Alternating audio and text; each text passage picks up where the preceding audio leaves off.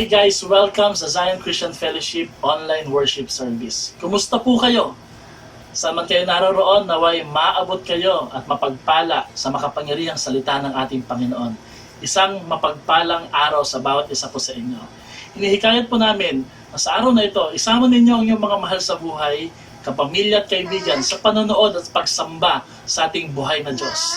Pwede nyo rin pong i-share yung video na to at ibahagi ang mabuting balita na magiging kalakasan sa bawat tao na nangangailangan nito.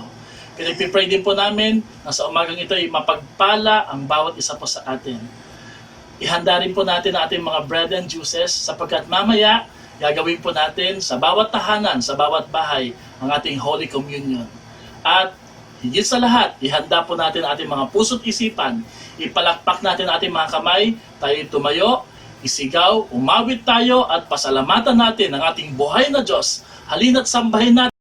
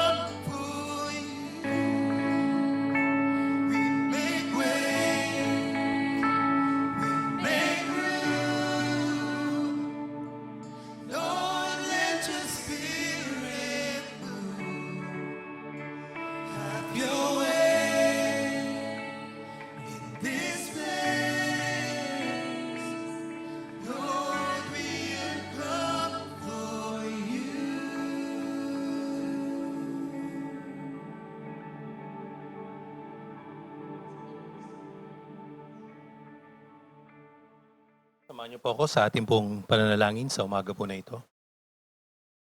Aming Diyos, kami po ay nagpapasalamat, Panginoon, for this opportunity once again to worship you, Panginoon, sa aming pong mga tahanan, Panginoon. Kami po ay sama-sama, Panginoon, sa oras na ito, nagkakaisa sa aming mga puso, sa aming pong mga isipan, sa pagsamba, Panginoon, sa inyo.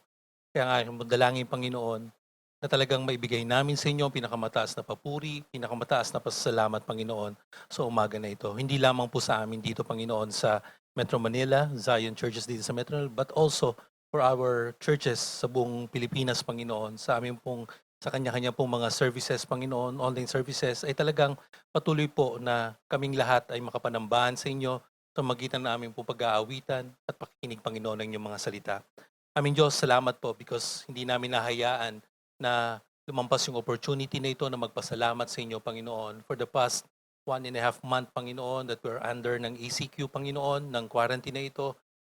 We prayed for your provision, we prayed for protection, we prayed for healing, Panginoon, sa lahat po ng mga members namin, Panginoon, not only here in the Philippines, kundi sa ibang bansa, Panginoon, nagkaroon ng virus, ng COVID. But we thank you because all our prayers were answered, Lord Jesus. Kaya, Panginoon, kaming lahat ay sama-samang nagpapasalamat, nagpupuri sa inyo, sabagat alam po namin, ikaw talaga ay tumutugon, Panginoon, sa amin po mga dalangin. Not only that, but even members, Panginoon, namin ay talagang kayo po patuloy na nag-iingat, kayo po ang nagpo-provide, hindi po sila nagkukulang, Panginoon, sa kanilang mga pangangailangan. Because we know, Lord Jesus, pwede kami mag-worry sa maraming mga bagay, pero Panginoon, alam namin na kami hawak mo sa iyong mga kamay at kailanman, Panginoon, hindi mo kami pababayaan, Panginoon, lalong-lalo ng bawat families, Panginoon, na meron kami. And we also want to pray patuloy, Panginoon, because we don't even know kung kailan po ba talaga matatapos ito because even after the ECQ ay meron pang GCQ. Pero alam po namin, Panginoon, sa patuloy nito, ikaw po pa rin ang patuloy na magbibigay ng kabuhayan sa bawat isa. Ikaw pa rin ang patuloy na magkakaloob ng aming mga pangangailangan.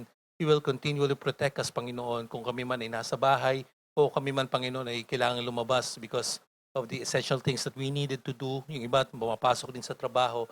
Alam namin, Panginoon, patuloy mo kaming iingatan, Panginoon, sa lahat ng pagkakataon. That's why, Lord, we commit to you our government, Panginoon, ang wisdom, Panginoon, sa aming pong national government, from our president, sa kanyang mga cabinet members, sa lahat po, Panginoon, higit sa lahat, lalong-lalo na po dun sa mga LGUs po namin, local government units, na alam po namin sila po yung nagpapatupad, Panginoon, at talagang may direct na contact sa mga tao, Panginoon, kung paano po tutulungan ang bawat mamamayang Pilipino. I pray that you would give them wisdom, Lord. And I pray that they will get ideas pa, Panginoon, makadevelop pa ng maraming mga paraan para matulungan, Panginoon, yung mga karaniwan, Panginoon, ng mga mamamayan namin, Panginoon. I know, Lord, there are many things that are happening right now. Merong mga tao na nakatanggap ng tulong, merong mga hindi. But in your own way, Lord Jesus, I pray that you will reach out to them and you will continue to provide for their needs, Lord. Salamat po sapagkat alam din po namin, Panginoon, that kami, Panginoon, nandito sa mga tahanan. Sometimes we cannot do anything, Panginoon, but we know, Lord, there's always power in prayer. That's why, Lord, patuloy namin pinagpe-pray, hindi lamang aming mga government officials, hindi lamang ang mga Pilipino, kundi lalong-lalo na, Panginoon, yung mga frontliners namin, Panginoon, ang Philippine National Police, ang AFP, lalong-lalo na, Panginoon, higit sa lahat, Panginoon, yung mga doctors namin, mga nurses namin, Panginoon, sa lahat ng hospitals dito sa Pilipinas, kundi pati din sa ibang bansa, Panginoon, that you would protect them, that you will provide for their needs. Lahat po, Panginoon, ng protection na kailangan nila, yung mga PPEs nila, yung kahit yung mga karaniwang bagay na makakatulong sa kanila to protect themselves, Lord, I pray that it will be made available to them continually, Lord. Salamat po sapagkat alam po namin na kayo po, Panginoon, magpapalakas sa kanila habang sila din po ay naglilingkod, Panginoon, sa amin pong bayan. Kaya, Lord, we commit to you, Lord, na ang lahat ng mga bagay nito, lalong-lalo na po yung mga families namin, Panginoon, sa mga tahanan, I pray that you will encourage every one of us that we know, Lord, that even though merong bagong new normal, Panginoon, na ginagawa, but we know that it is still not normal for every one of us to live like this. But I know, Lord, through your help, through your wisdom, Panginoon, all these things will come to pass. At alam po namin na babalik din sa normal, Panginoon, ng aming buhay. Nagtitiwala lamang kami patuloy, Lord, that you will encourage each and every one of us, Panginoon, lalo na po ang mga parents, kahit ang kanilang mga anak. Lord, that you would not only protect us, Panginoon, sa aming pong mga pangailangan, hindi lamang sa pangkaramdaman, kundi po protektahan mo din ang aming kaisipan, Panginoon, sa panahon na ito, that you will fill our hearts with your knowledge and you will fill our hearts with encouragement coming from your words. That is our prayer, Lord Jesus, na sa lahat ng pagkakataon, sa lahat ng panahon, Panginoon, yung presensya mo, Panginoon, ang patuloy na magbibigay ng comfort, Panginoon, sa bawat isa sa amin. Kaya, Lord, alam po namin that the way you answered all our prayers for the past few weeks, Lord, again, Lord, we know that you will answer again our prayers sa pagkakataon po na ito. Sapagat ito po ay dalangin namin sa makapangyarihang pangalan lamang ng aming Panginoong Jesus. Amen at amen.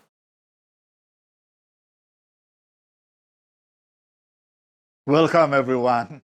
Today is the first Sunday of May 2020.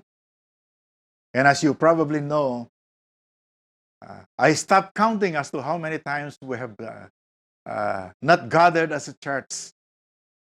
But we have only worshiped together online in a situation like this. Saan man po kayo nanggaling, saan man kayo naroon ngayon, malugod namin kayong tinatanggap na kami nagpupuri sa Diyos na pinili niyong sumamba sa ating Panginoon na kasama namin at pakinggan ang kanyang salita at tanggapin ito sa ating mga puso. Ako po'y naniniwala na kahit sa ganitong pagkakataon, gustong-gusto tayong encounter ng ating Panginoon. That God, more than anyone else, desires to encounter each one of us. And in a way, an encounter that will give lasting change. A change in your life and a change in the world you are in. Nais ko pong tingnan natin ngayon ang kwento ng isang lalaki na masasabi natin na the most unlikely person to be converted to the Lord Jesus Christ. Ang tinutukoy po natin dito ay ang naging si Apostol Pablo na mababasa natin sa pagsisimula pa lamang ang kwento ng kanyang kasaysayan kung paano niya nakilala, kung paano niya na-encounter ang ating Panginoong Yesus. Ito po ay matatagpuan sa Acts chapter 9. At samantalang pinag-aaralan po natin ito, gusto ko po kayong magkaroon din ng fresh encounter kay Lord. Upang later on, maging handa kayo sa pagtatagumpay na ibibigay niya sa atin. Babalik tayo sa isang normal na buhay, pero hindi yung dating normal, kundi isang mas mabuting normal, a new normal that is better, that will allow us to move forward in our relationship with the Lord Jesus Christ. Ang sabi po ng verse na to sa simula pa lamang, but Saul is still breathing threats and murder against the disciples of the Lord. Pambihirang pagsisimula na si Saulo na later on naging Pablo ng kanyang hininga, ng menu ng kanyang buhay, ang laman ng kanyang isip, ang laman ng kanyang panaginip, ang kanyang pangarap sa buhay, ay makuha ang mga Kristiyano saan man sila nanggaling, lahat ng mga tagasunod ng ating Panginoong Yesus, gusto niyang madakip, gusto niyang mapapatay, gusto niyang madala sa Jerusalem, gusto niyang litisin, and in the process later on, ma-execute, mapatay ang mga Kristiyano ito. Yun po si Saulo. Sabi rito, ang ibig sabihin po ng breathing, it shows that threats and murder were the air he was breathing. Punong-puno po siya ng galit sa mga followers ng ating Panginoong Yesus. Lagi siyang negative doon. At lagi naman siyang positive sa kanyang nakagis ng relihiyon ng Judaism. So he went to the high priest, ang sabi po ng verse. Siya ay pumunta sa punong sacerdote and asked him for letters to the synagogues at Damascus. Sa tingin ni Saulo ay napaka-significant ng kanyang buhay. Kukuha siya ng sulat, bibiyahe siya papuntang Damascus. Alam po niyo kung gaano kalayo yun mula sa Jerusalem? That's about 240 kilometers. Nang ibig sabihin, he would walk on foot. He would travel on foot, going to that place. Maybe ang layo nun is from Monumento in Caloocan City to La Union or lampas pa sa Urdaneta. Yun pong kanyang dadaanan, kanyang magiging biyahe. masyadong malayo, and yet he was willing to do all these things. Makakuha lang siya ng mga Kristiyano, pumunta sa mga synagogue, hulihin ang mga followers ng ating Panginoong Yesus, dadalhin niya sa Jerusalem, bibigyan ng paglilitis, at pagkatapos they will be executed. Yun po ang misyon ni Apostol Pablo o ni Saulo sa kanyang buhay. Gustong-gusto niya ang ganito. Sino ba naman tao na pwede siyang lumapit sa high priest ng katumbas ngayon ay maybe the Chief Justice of the Supreme Court. And yet, pinagbigyan siya sapagkat kinikilala din ang kanyang galing. Siya highly educated. He belonged to the elite core ng mga tao na talagang iginagalang sa kanilang lipunan. Parang ang katumbas niya ay studied under Gamaliel, para siyang the best theologian, and maybe masasabi natin lawyer when it comes to the laws of the Jews. Iyon po si Saulo. Nung mabalitaan niya ang nangyayari ng daming mga Hudyo na nagiging follower ng ating Panginoong Yesus, nakita niya na ito isang banta sa kanyang pananampalataya. At naging misyon na niya na ulihin, usigin ang mga tagasunod ng ating Panginoong Yesus. And then, nung siya papunta na doon sa Damasco, the unexpected encounter happened. Ang sabi po ng kwento, sa Acts chapter 26, ay dinugtungan pa. Ang sabi po rito, as he went on his way, he approached Damascus, and suddenly a light from heaven shone around him. Samantalang siya naglalakad doon, the road to Damascus, kagdi kaginsay-ginsay, nagkaroon ng matinding liwanag na galing sa langit na pumaligid sa kanya. Ang sabi po sa Acts 26, a light from heaven brighter than the sun. Nang ibig sabihin, hindi po ito isang ordinaryong liwanag. This is supernatural. Ito'y galing mismo sa Panginoon. At ang sabi ng verse, shone around him. Nang ibig sabihin, ito po'y nangyari specifically kay Saulo o kay Pablo. God had this spotlight on this man's soul. Pag gusto kang i-encounter ng Panginoon, kahit hindi ka si Saul, His spotlight is always on your life. Kaibigan, kapatid, saan ka man ngayon sa journey mo, sa mundong ito, minsan, ang spotlight ng Panginoon ay papaligid sa iyo, babakod sa iyo, sapagkat may gusto kang ma-encounter ng ating Panginoon, kagaya ng ginawa niya kay Pablo. Ang sabi po ng Kuwan, Paul heard the voice. Nang ibig sabihin, naintindihan niya, the men who were traveling with him stood speechless, hearing the voice, but seeing no one.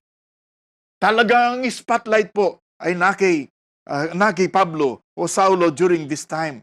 At pagkatapos ng ginawa ni Saulo, nung marinig niya na talagang ito'y naiiba at kinausap siya, I would understand na nakita niya ang Panginoon, the living Lord. At sinagot niya, and he said, who are you, Lord?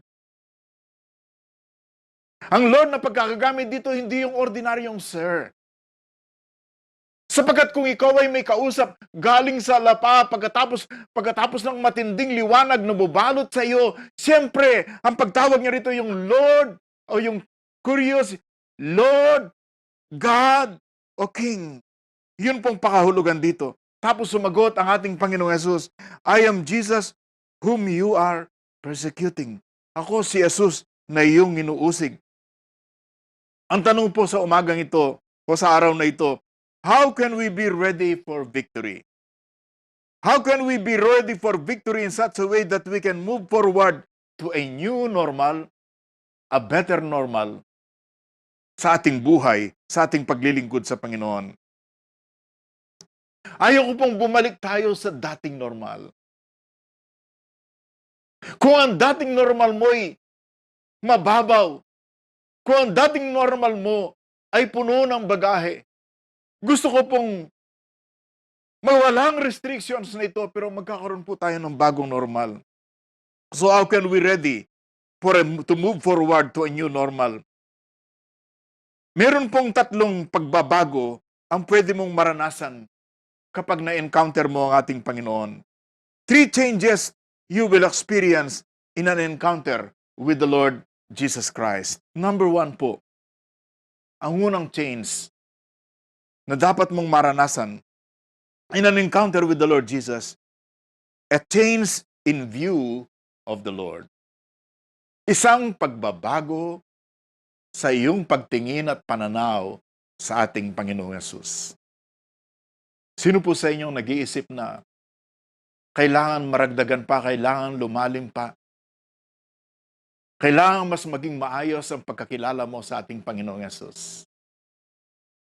There is a need for a change in view of the Lord. Can you imagine, ang taong ito, hinahabol niya ang mga nagsasabing sila'y mga tagasunod ni Kristo, na si Kristo ay buhay, pero ang alam niya, pinapatay ito, nailibing, minsan nabalitaan niya, ninanakaw ang kanyang katawan. Pero this man never thought even for a moment na makakausap niya, na may encounter niya ang buhay na Panginoon. And on that road, na-discover niya na si Jesus pala ay hindi na natiling patay na nandun sa libingan, kundi siya ay nabuhay, at ngayon nagkaroon sila ng encounter. Kaya ang sabi niya, I answered, "Who are you, my Lord?" This is from the Passion Translation. He said to me, I am Jesus, the victorious. I am the one you are persecuting. Sino ka ba, Panginoon? Ang sagot niya, ako si Jesus na mapagtagumpay. Ako ang inuusig mo. I am Jesus. Ang ibig sabihin, ako'y buhay. Hindi ako nanatiling patay. At sinasabi niya rito, I am the one you're persecuting. Nang ibig sabihin, my church is my body. My church is my family. So I asked, Lord, what am I to do? Anong gusto mong gawin ko? And the Lord said to me,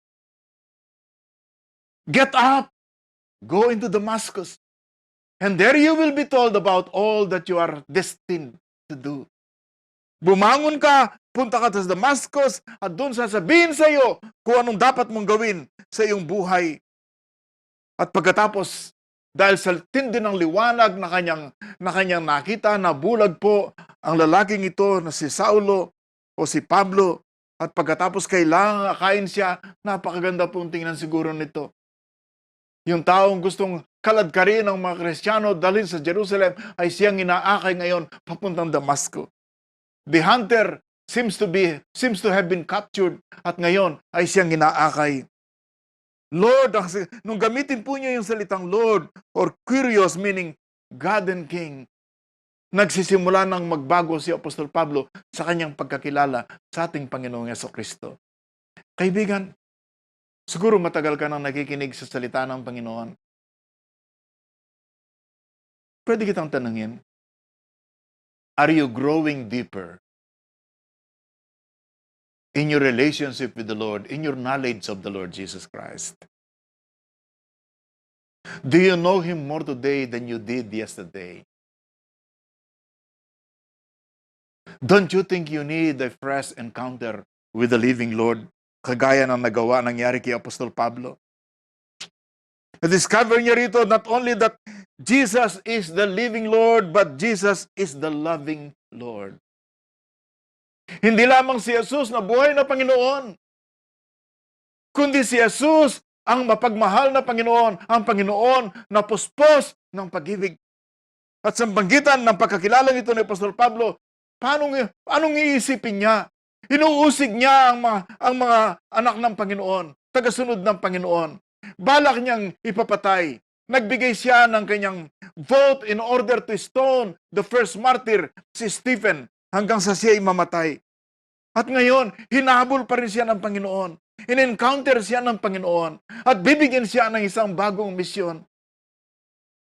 Ang naisip po ni Apostol Pablo rito, Naku, hindi lang siya Panginoon na makapangyarihan, kundi Panginoon na puspos ng pag-ibig at kabutihan. At mula sa panulat ni Apostol Pablo, mababasa natin ang Romans 5:8 na sinabi doon, "But God demonstrates His own love for us in this, while we were still sinners, Christ died for us." Ipinakita ng Diyos ang kanyang pag-ibig sa atin sa ganitong paraan, na samantalang tayo'y makasalanan pa, si Kristo'y namatay para sa atin. Yun po ang ibig sabihin, yun ang understanding ni Apostol Pablo. Papaanong siya na taga-usig ng mga Kristiyano, mamamatay tao, na tinawag niya kanyang sariling the chief of sinners, hahabulin ng Panginoon, yayakapin, mamahalin, at ililigtas, patatawarin, at bibigyan ng bagong buhay. That this living Lord is also our loving Lord. Alam nyo, we need a growing or a changing view of the Lord Jesus Christ. We need to know Him better. We need to discover that He is such a powerful Lord and He is such a loving Lord. Nasa magitan din ng mga panulat ni Apostol Pablo, sasabihin niya, walang pwedeng makapag-iwalay sa atin sa pag-ibig ng ating Panginoon. Na siya'y punong-puno ng habag. Meron pong sinabi si C.S. Lewis, sa iba sa inyo na nag-aalinlangan, na parang iniisip niyo si Kristo ay para lang sikat na tao, makapangyarihang tao, pero hindi siya lampas sa pagiging tao. Sabi po ni C.S. Lewis, sabi niya ganon, "I'm trying here to prevent anyone saying the really foolish thing that people often say about Him." Sabi niya, pinipigilan ko ang mga tao na magsabi ng ganitong kahibangan. Sabi niya, ano po yung sinasabi ng kahibangan ng mga tao? "I am ready to accept Jesus as a great moral teacher, but I don't accept His claim to be God. That is the one thing we must not say," sabi po ni C.S. Lewis. May mga nagsasabi, okay, mahusay siyang moral teacher. Pero Diyos? Ako hindi ko matatanggap yan. Sabi ni C.S. Lewis, kahibangan ng ganong pananalita. Tapos ang sabi pa ni C.S. Lewis, tinuloy niya, "A man who was merely a man said that sort of things Jesus said would not be a great moral teacher. He would either be a lunatic on the level with the man who says he is a poached egg, or else he would be the devil of hell. You must make your choice. Either this man was and is the Son of God, or else a madman or something worse." Alam po niyo sinasabi ni C.S. Lewis? Of course, kilala ng marami si C.S. Lewis. Author ng Mere Christianity, Chronicles of Narnia series. Sabi niya, ang isang tao na tao lang, tapos sasabihin niya yung mga sinabi na katulad ni Jesus. Tapos sasabihin mo, tao lang siya. Naku, sabi niya ganon. Hindi siya pwedeng moral teacher. Pwede ba naman niyang sabihin, I and my Father are one. I am the way, the truth, and the life. I am the light of the world. Pagkatapos tao lang pala siya. Sabi niya ganon. Baka baliw yan.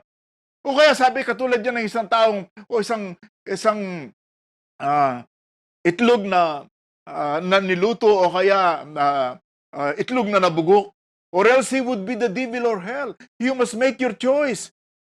Either this man, ang ating Panginoong Yesus, ay ang anak ng Diyos, or isang taong baliw. Tapos sabi pa ni C.S. Lewis, you can shut him up for a fool. You can spit at him and kill him as a demon. Or you can fall at his feet and call him Lord and God. But let us not come with a patronizing nonsense about his being a great human teacher. He has not left that open to us. He did not intend to. Sabi niya ganun, pumili ka. Pwede mo siyang stop bilang isang hibang.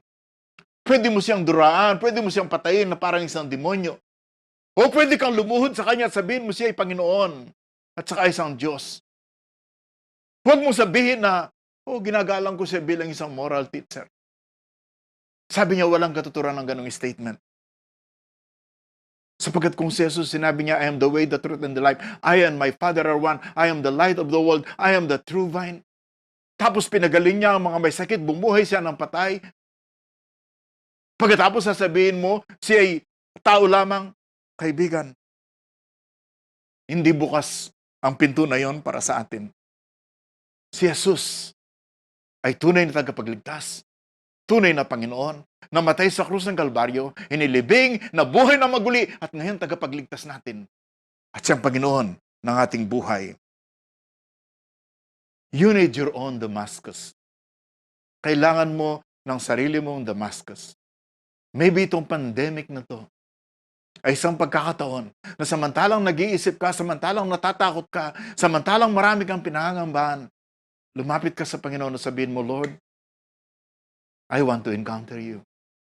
And if you are sincere, and if you say that from the bottom of your heart, na gusto mong ma-encuentro muli ang Panginoon sa iyong buhay, I'm sure the Lord Jesus will encounter you in a very personal and a very powerful way.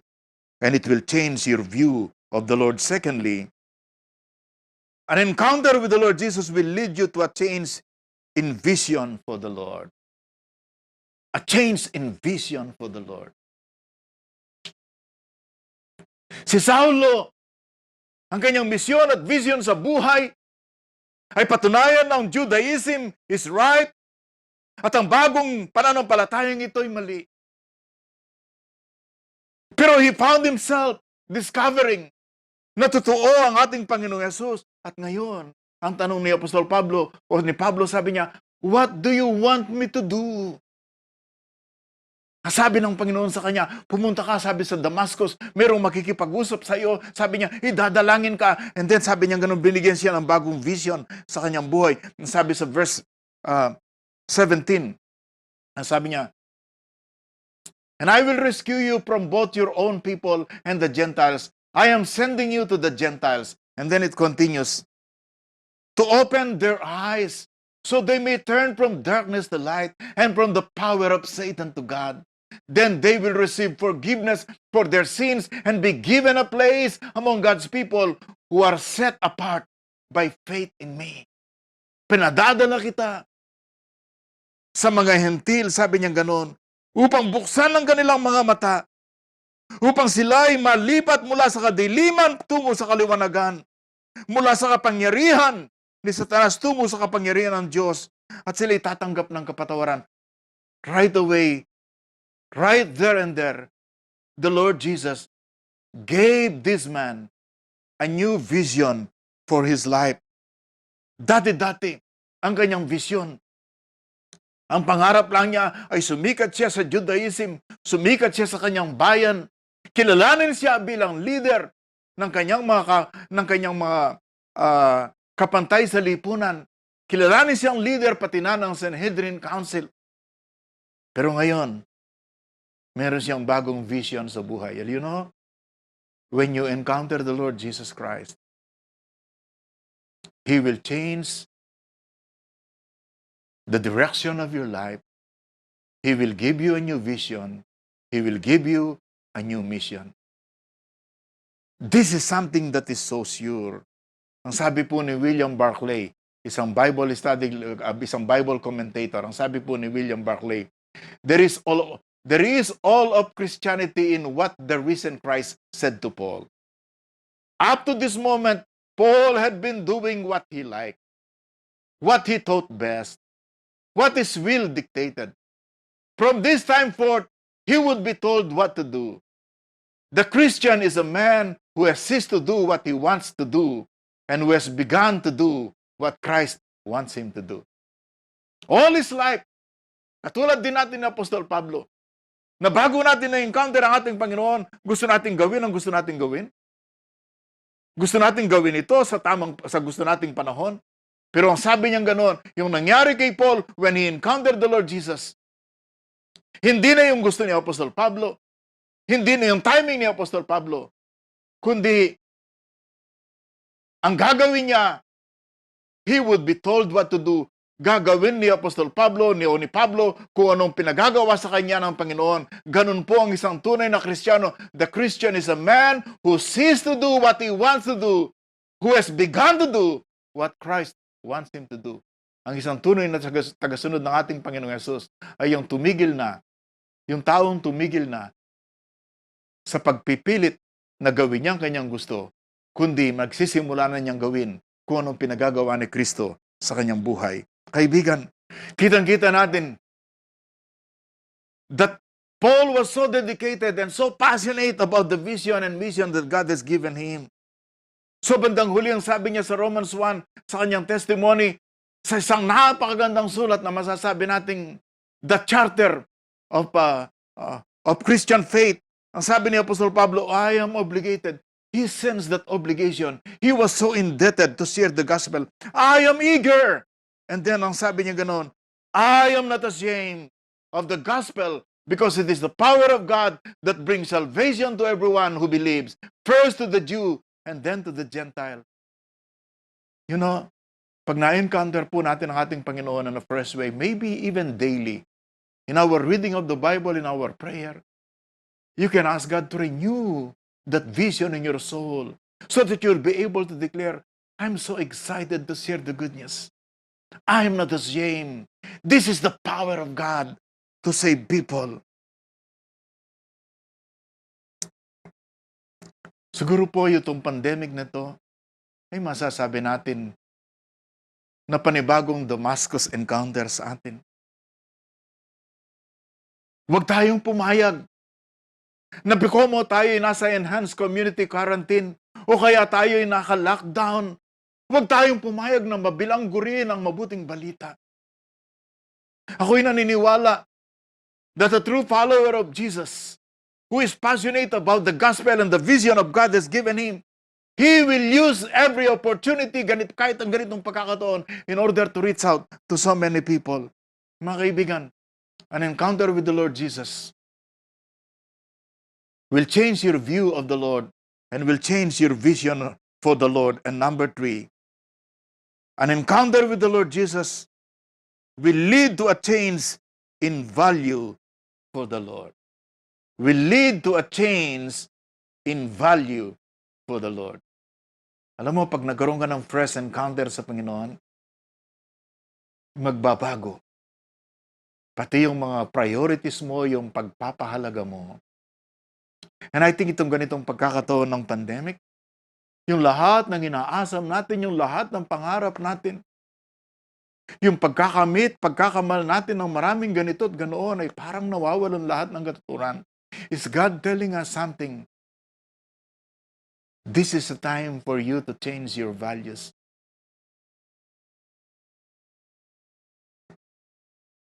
We need to change our value in the things of the Lord. Madalas po tayong mabihag ng mga bagay na masasabi nating secondary success. We are easily seduced by secondary success.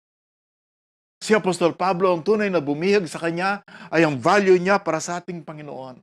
Ang sabi niya ganon, nakamit ko ang pinakamataas na bagay sa aking pagiging Jew, sabing ganon, galing sa tribe ni Benjamin, pero anumang bagay na nakamit ko, ang sabi niya ganon, ay tinuturing kong parang dumi lamang upang lalo kong makilala ang ating Panginoon, that I may know Him, the super value of knowing the Lord Jesus Christ, that I may know Him in His suffering, in the power of His resurrection. Para kay Apostol Pablo, lahat ng bagay, kaibigan, kahit anong tagumpay sa pera, sa karir, sa maraming bagay, lahat ay basura lamang, lahat ay dumi lamang na dapat i-flush sa mga toilet sapagkat higit na mahalaga ang pagkakilala sa ating Panginoong Yesus. Ilagay mo sa isang kamay mo o sa isang timbangan ang lahat ng pinahalagaan sa mundong ito. At pagkatapos nandito ang pagkakilala sa ating Panginoon, kaibigan, kahit ilagay mo rito ang lahat ng tagumpay, kahit ilagay mo rito ang lahat ng kotse, ilagay mo rito ang lahat ng magagandang bahay, ilagay mo rito ang lahat ng pagpupuri ng tao, kung ihambing mo yan sa ating Panginoong Yesus sa kanyang kahalagaan, this is still the super value. The value of Jesus outweighs everything else. Yun pong nangyaring pagbabago kay Apostol Pablo. And of course, the value of serving the Lord Jesus Christ outweighs everything else. Ang sabi po niya sa 1 Corinthians 15:58, si Apostol Pablo mismo ang nagsabi nito. I'm sure this is a favorite verse of many of us. Pag iniisip na natin na nagbangon tayo, nakilala natin ang ating Panginoon Jesus, naging anak tayo ng Diyos, and then later on matatapos na ang buhay sa sanlibutan ito at aharap tayo sa ating Panginoon, alam natin kung alin ang bagay na nananatili, yun ang dapat pahalagaan. And so Paul said, Therefore, my dear brothers and sisters, stand firm. Let nothing move you. Always give yourselves fully to the work of the Lord, because you know that your labor in the Lord is not in vain. Sabi niya, kahit anong nangyayari, dear brothers and sisters, kahit anong virus, kahit anong disaster, kahit anong problema, magpakatatag kayo, stand firm. Huwag kayong patitinag. Sa halip, anong dapat natin gawin? Always, palagi. Lockdown or no lockdown, always give yourselves fully to the work of the Lord. Saan? To the work of the Lord. Why? Because you know that your labor in the Lord is not in vain. Mga kaibigan, kapatid, lahat ng ginagawa natin, lahat yan mawawalan ng kabuluhan. At ang mananatili lamang at siguradong hindi mawawalan ng kabuluhan ay ang ating ginawa para sa ating Panginoong Yesus. Yung mga kaluluwang naligtas sa pagitan ng ating ministry, yan ay mananatili magpakailanman. Ako'y naniniwala pa rin sa sinabi ni C.T. Studd, only one life will soon be passed, only what's done for Christ will last. Kaibigan, tutukan mo, itodo mo ang buhay mo sa mga bagay na alam mong hindi lilipas, hindi mawawala. Mawawala po itong pandemic na to. Marami na naman tayong kalayaang pwedeng gawin. And then magkakaroon na naman ng ibang issue. But my friends, focus on what the Lord wants you to do. Sabi po ni Woodrow Wilson, marami pong mga tao, many men are seduced by secondary success. Nang ibig sabihin, ang daming mga gusto kong magtagumpay sa aking career, gusto kong magtagumpay sa aking ginagawang ito, gusto kong magtagumpay sa aking business. Secondary success. Ang dapat nating pagsumikapan ay ang tagumpay natin sa paglilingkod sa ating Panginoong Yesus. Yung iba sa inyo, natatandaan nyo yung isang business bestseller, From Good to Great or Good to Great. Nang sinasabi niya, the author reminds us that good is the enemy of great. Yung mabuti kadalasan ang kalaban ng mga dakilang bagay. Good schools prevent great schools. Good government prevents great government. Good lives prevent great lives. Don't be satisfied with things of secondary importance and secondary success. Pursue the great things of God. Yan ay nananatili. Kaya nalulungkot po ako nung una nilang yung balita na kahit tayo mapunta na sinatawag nating general community quarantine, ay hindi pa rin tayo pwedeng mag-gather sa mga services sapagkat yung service sa Panginoon ay yung mga services, worship services, ay kinoconsider na non-essential services. Tumututol ang puso ko. Ako po'y naniniwala na ang ginagawa natin para sa Panginoon ay hindi po non-essential. These are the most essential thing. Nung sabihin po ng ating Panginoong Yesus sa encounter na yun kay Paul, ang sabi niya, I am Jesus, na parang tinutukoy niya, I am alive. I am the one you are persecuting. Rise and enter the city and you will be told what you are to do. Kaibigan, gustong baguhin ng Panginoon ang iyong values. Gustong ipagawa sa iyo ng Panginoon ang higit na mga bagay na dakila at nananatili. Pero para makapagsimula ka, tandaan mo, sa hindi inaasahang pagkakataon, sa isang paglalakbay, sa Damascus Road, na merong isang misyon, doon na-encounter ni Apostol Pablo o ni Saulo ang ating Panginoon. Para sa iyo, itong araw na to, the days of pandemic, the days of living dangerously, the days na gustong-gusto mo nang umalis ng bahay, the days na talagang naiinip ka na, Jesus wants to encounter you.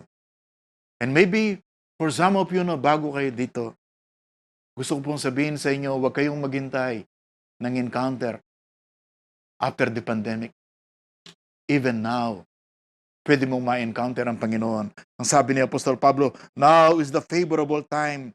Behold, now is the day of salvation. Ito ang panahon ng Panginoon, ang panahon ng kaligtasan. Huwag kang papayag na hindi makilala ang ating Panginoon. So meron po akong dalawang pakiusap. Ang una kong pakiusap, an appeal for a fresh encounter with Jesus. Isang pakiusap sa inyo ng mga mananampalataya, sa inyo ng mga follower ng Panginoon. Nangangarap ka na katulad ng marami, and this is good, na bumalik na tayo sa isang buhay na mas malaya kaysa ngayon. Pero handa ka kaya? Yun bang babalikan mo? Yung paggagamitan mo ng kalayaang ibibigay ni Lord sa iyo ay para sa bagay na mabuti at mas dakila? Ako'y naniniwalang kayang-kayang ibigay ni Lord ang laya na yan. He is the God of wonders. He is the great and awesome God. He created the world by the power of His word. Right now, we can put a stop onto this, but are you ready for it? Will you ask Him, Lord, give me a fresh encounter of you or with you? Lord, change my view of you. Change my vision for you. Change my value. So that my life after this pandemic will never be the same again. It will be a life that you will be proud of. It will be a life that will win the applause of heaven. And secondly, kausap kita na marahil hindi mo alam na pagkatapos ng buhay sa mundong ito, ikaw ba'y tiyak mong pupunta ka ng langit? Ikaw ba'y tiyak mong anak ka ng Diyos? Ikaw ba'y tiyak mo na pinatawad ka na sa iyong mga kasalanan? Pwede mo lang sabihin, oo, kung na-encounter mo si Lord at sinabi mo sa Kanya, Lord Jesus, salamat, namatay ka sa krus para bayaran ang aking kasalanan. Inaamin ko po na ako'y makasalanan, patawarin mo ako. Lord Jesus, kinikilala kita bilang aking tagapagligtas, bilang aking Panginoon. Salamat po sa regalo ng buhay na walang hanggan. Meron po akong hawak na card dito, kaibigan. Siguro later on sa screen may papakita nila ang card na to ay galing po sa isang bahagi ng Biblia na ang tawag ay the gift of God. Sa Biblia po ay galing po ito sa Romans 6:23. Kung titingnan mo po ang card na to, nakalagay ay life, pero kung i-reverse mo po, ang nakalagay ay death. Nang sinasabi po ng Biblia, for the wages of sin is death, but the gift of God is eternal life through Christ Jesus our Lord. Kaibigan, natanggap mo na ba ang gift of God? Natanggap mo na ba ang buhay na walang hanggan? Dito po sa likod ng card na ito ay merong prayer. Nang prayer na sinasabi kung gusto mong tanggapin ang ating Panginoong Yesus, sinasabing ganito, Lord Jesus, kinikilala ko na ako'y makasalanan, patawarin mo ako. Pero salamat na matay ka para sa akin. Salamat binayaran mo ang aking kasalanan sa krus ng Kalbaryo. Lord Jesus, kinikilala kita, tinatanggap bilang aking Panginoon at tagapagligtas ng buhay ko. Hinahangad kita na maghari ka sa akin. If you can pray that prayer now, Jesus said He will come into your life. He will give you a fresh start. It will be your biggest encounter for these days when people are afraid because of this pandemic. Tayo po'y manalangin. Dakila naming Diyos, marami pong salamat sa paalala mo sa amin na anytime you can put your spotlight on our life. You can encounter us, Lord Jesus. You can renew us. Lord, I am praying sa mga followers, sa mga believers na kasama namin sa pagsamba ngayon, masabi nila, Lord, change my view of you. Help me to be able to say today, I love you more today. I am more passionate about you today than I did before. Lord Jesus, change my vision for you. Dalangin ko po, Panginoon, na magamit mo ako sa ganitong panahon, in season or out of season, to be able to share the gospel passionately with other people. Lord, change our values. Help us to value the things that are important to you. Help us to focus on the things na masasabi natin that will never be in vain. Na hindi po kami matitinag na lahat ito dodo namin para sa inyo at sa mga bagay na nananatili. Lord, may mga kaibigan kami nandito for the first time. I'm praying that they will be able to tell you, Lord Jesus, I know you are the living Lord. I know you are the loving Lord. Lord Jesus, patawarin po ninyo ako sa aking kasalanan. Salamat, ikaw ang tagapagligtas ko, ikaw ang Panginoon ko, ikaw ang nagbayad ng kasalanan ko sa krus ng Kalbaryo. Lord Jesus, inanyayahan kita ngayon sa aking puso at buhay. Maghari ka sa akin. Amen and amen.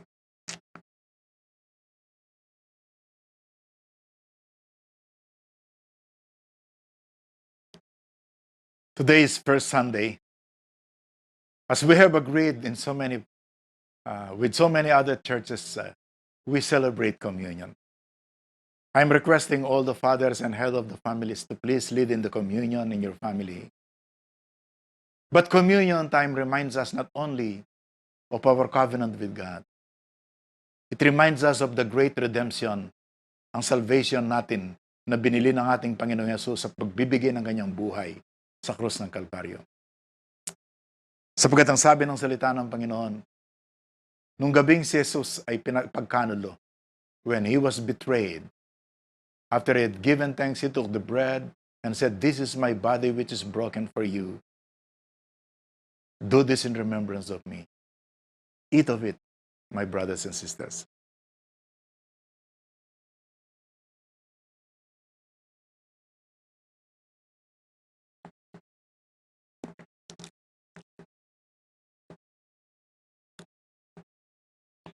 We are not only reminded of the covenant and the great commission that he has given us.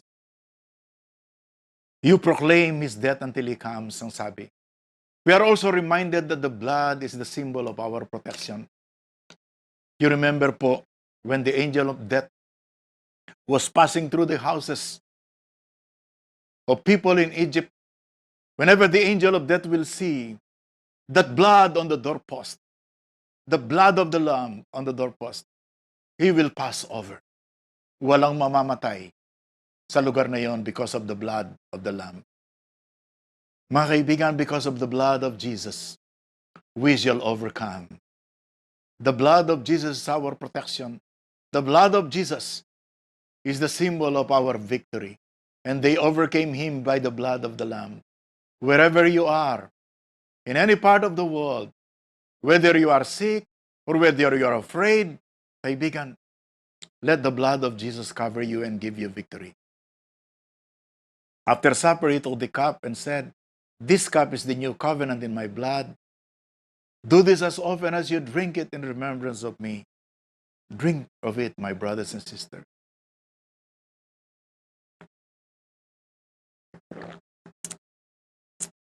Hallelujah. To God alone be the glory. God bless you. God bless everyone.